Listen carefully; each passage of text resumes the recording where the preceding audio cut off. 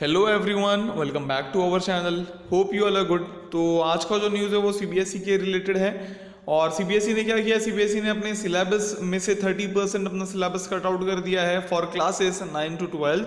मतलब अपने सिलेबस कम कर दिए गए हैं। सीबीएसई का जो नॉर्मल सिलेबस होता था वो नहीं होगा इस साल। क्यों नहीं होगा? रीज़न एक ही है, आपका कोविड-19। तो देखते हैं क्या न्यूज़ है, क्या है, कैसे क्या क्या किया जाएगा, उसके बारे में जानते हैं फटाफट।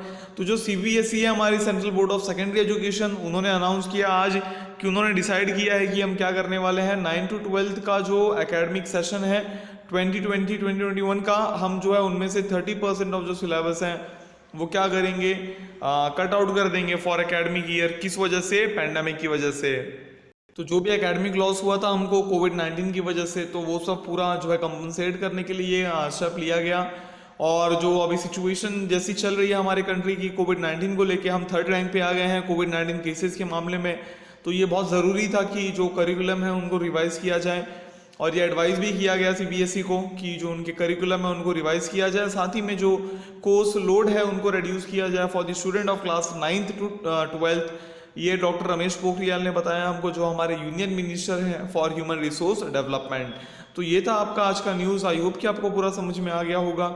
इसी के साथ और भी कुछ चीज़ों पे जो है फोकस रखने को कहा है, जैसे जो मेन जो कोर लर्निंग है वो जो है मिस नहीं होनी चाहिए। जो कोर टॉपिक्स है उनको समझाना चाहिए, और जहाँ पे ज़रूरत पड़े कि मतलब यहाँ पे ज़रूरत है इसके पहले वाले टॉपिक को समझने की, ये नए टॉपिक को समझने के लिए, तो वहाँ पे जो है समझाना भी होगा टीचर्स को।